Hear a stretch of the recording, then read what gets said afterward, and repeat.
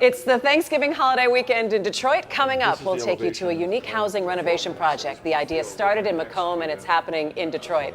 Plus, Stephen and Snoop Dogg talking hip hop and marijuana, and a sweet partnership for Sanders and Cars Nuts. I'm Christy McDonald. Join me along with Nolan Finley and Stephen Henderson. One Detroit is coming up.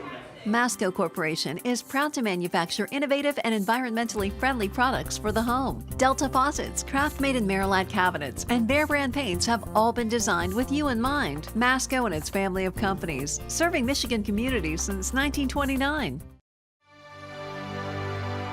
I have a question. Who wants to go first? To win? Who wants to grow our business? Who wants to make more money? Who wants more job opportunities? If you want Michigan to compete and become a top 10 state, raise your hand. Together, we've turned Michigan around and started moving forward. Now help us build a stronger Michigan than ever. Raise your hand at strongermichigan.com. Support also provided by the John S. and James L. Knight Foundation, Detroit Journalism Engagement Fund, and the Bill and Shirley Fox Fund for Leadership and Public Affairs Programming at Detroit Public TV.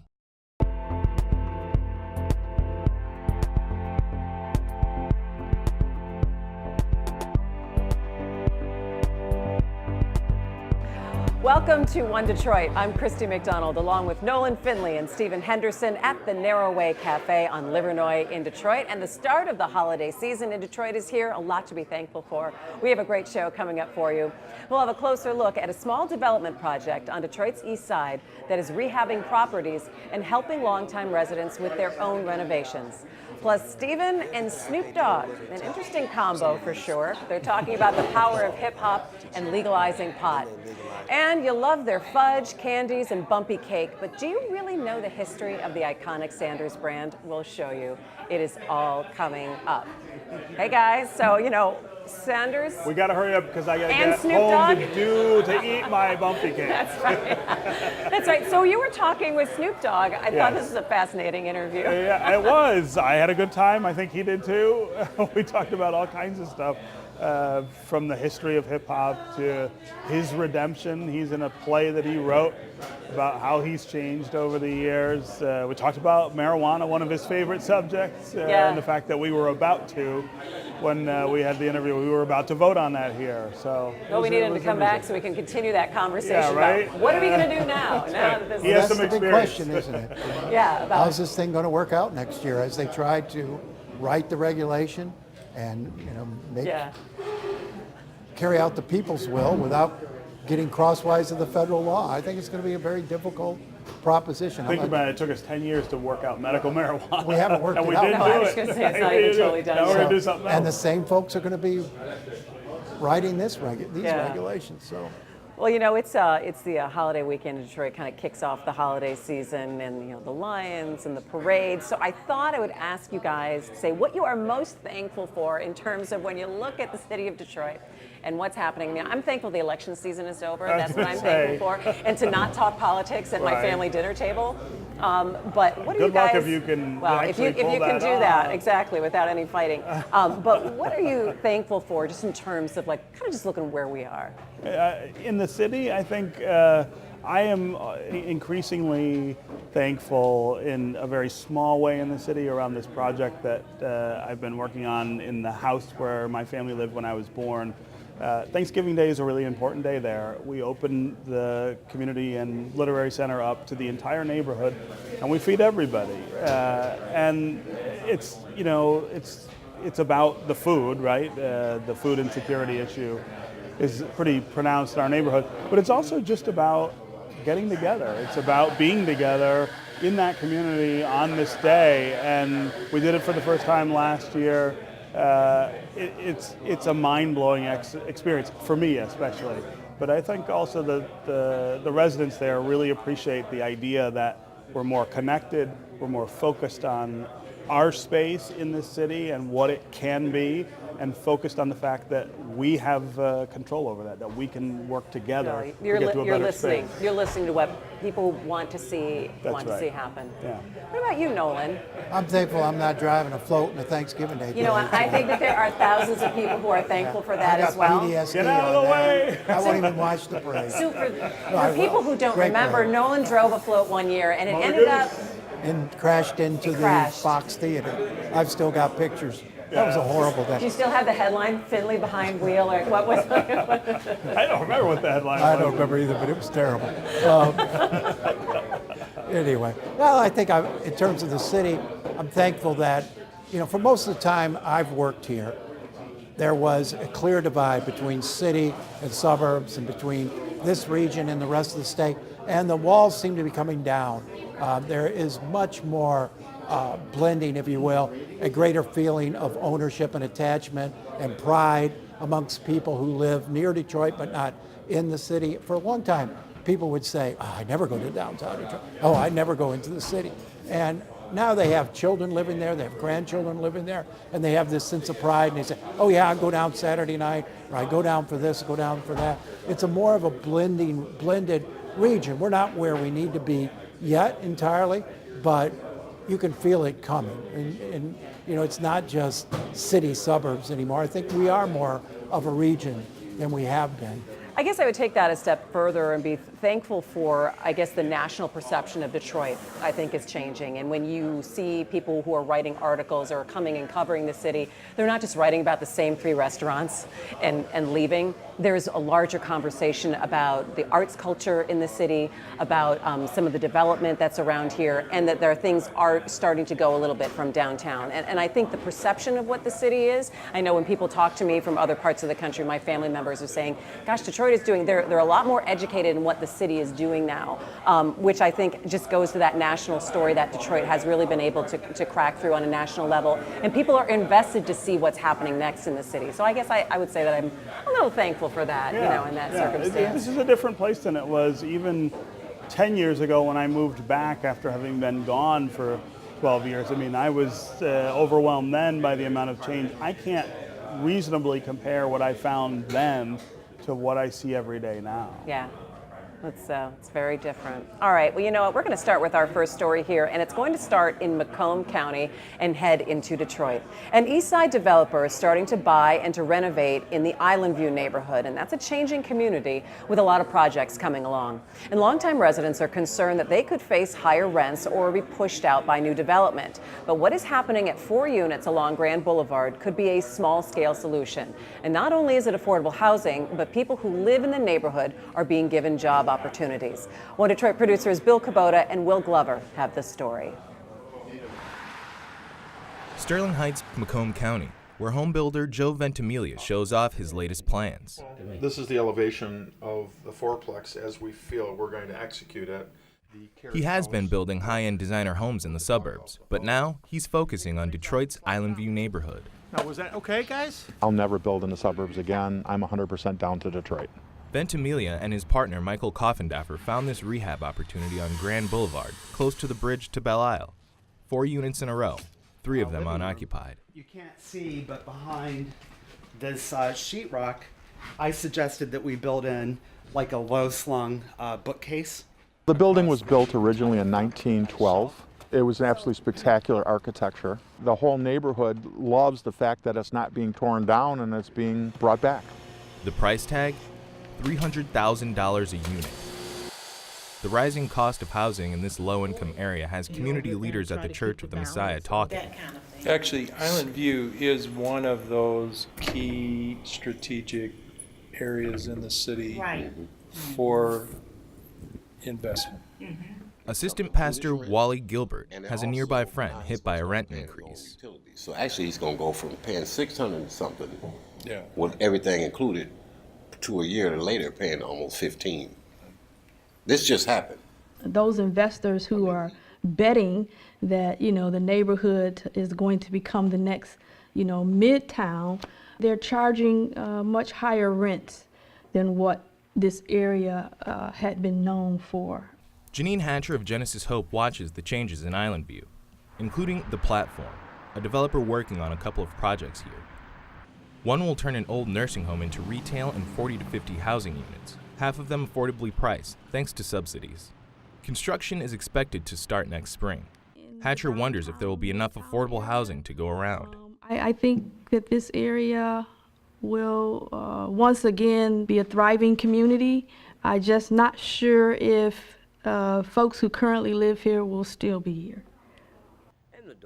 Lorraine Griffin is the lone occupant in the fourplex Joe Ventimiglia is renovating. She's been here 48 years. Her mother worked 3 jobs to buy it. Oh, back then it was nice. It was nice. We had neighbors.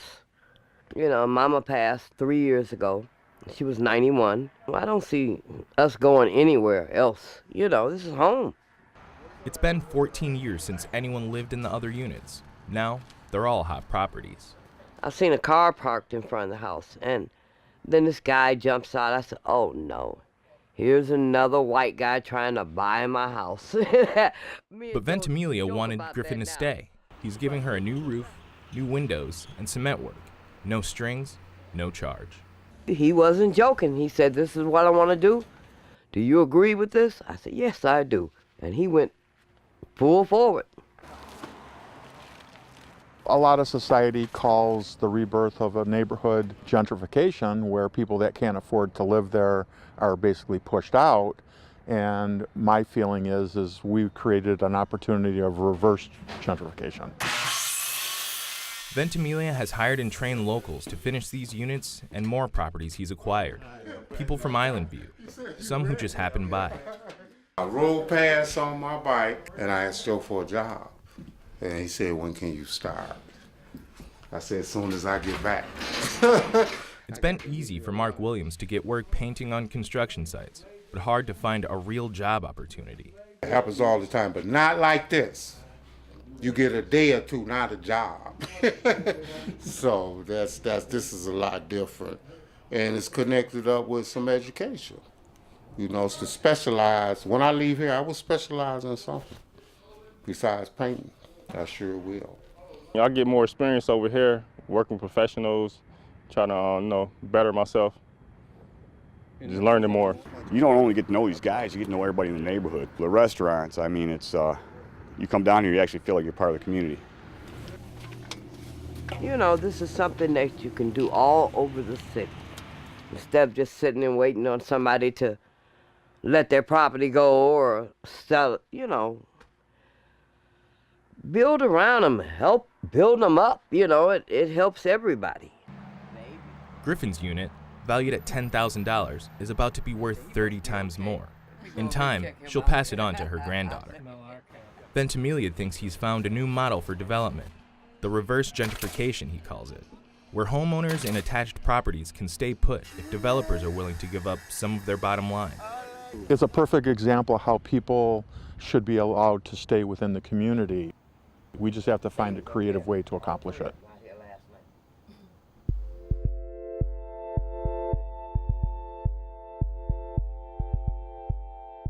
A couple things that really stand out for me. One of the things is that Joe was able to get that property from the land bank because he was working with the community and Lorraine next door and hiring people and saying, look, I want to be in the community and I want to help out in that way, which is a huge deal. Yeah, well, and the land bank has been pretty good about that. They have this neighborhood partnership program where they make sure that they are giving these properties that they have to people who are invested in the neighborhood in other ways than just financial. Training people in the neighborhood to also work on these projects. Joe was also telling us that the security around the projects, he doesn't have to worry about break-ins on a construction site because he's got people in the neighborhood who are invested in the area and that are working on it. And you know, it's key. The skills these guys are picking up, they can take back to their neighborhoods, other neighborhoods, and be entrepreneurs. They can make a living as tradespeople without worrying about whether somebody hires them here or hires them there. With that skill, they'll always have work. The thing I worry about for Lorraine is she's going to be able to afford her new tax bill.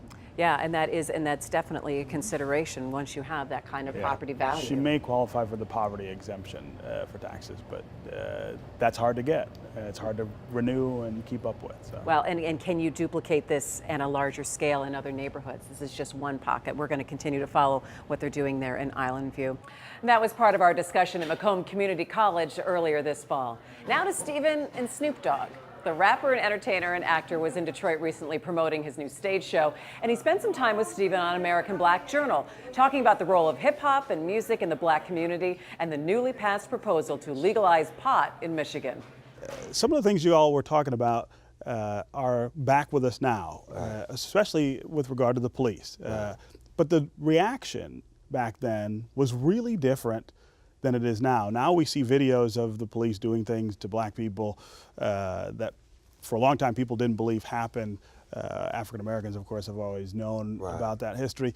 But back in the 90s, a lot of the rap that was coming out at that time was trying to call attention to it, and you got in trouble for saying. We was trying to warn the public about what we were dealing with, and we were being bashed for it and criticized for telling the truth.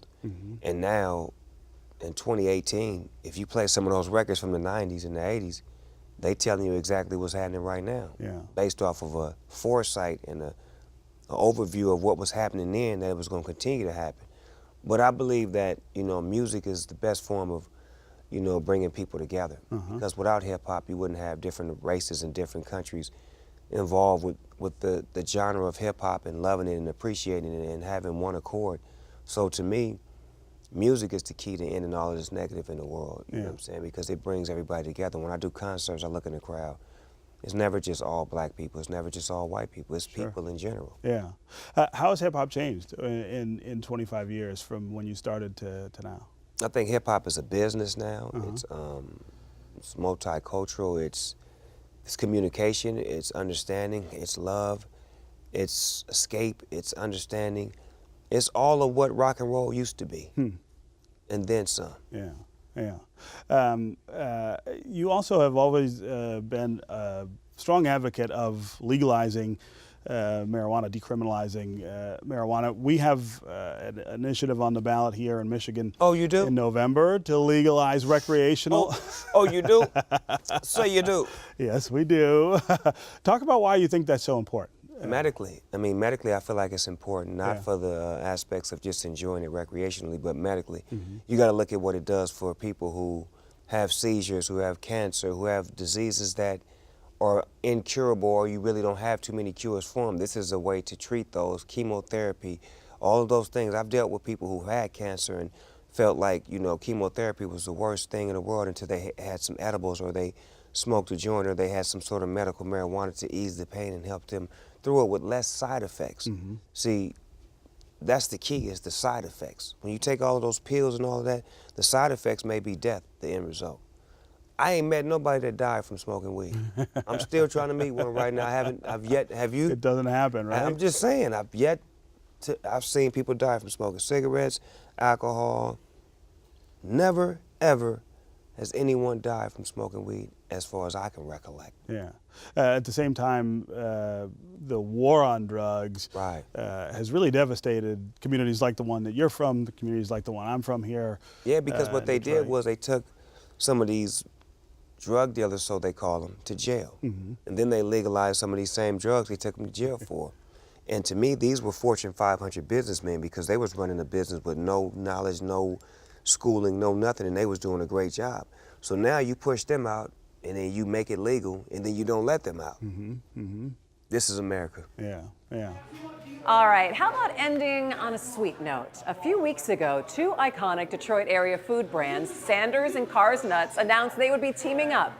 To be exact, Cars Nuts bought Morley Candy Makers, which owns Sanders. And while Cars started back in Detroit in 1933, Sanders has a beat in the history department. Fred Sanders Schmidt opened his candy store in Detroit in 1875, and the rest is truly Detroit history.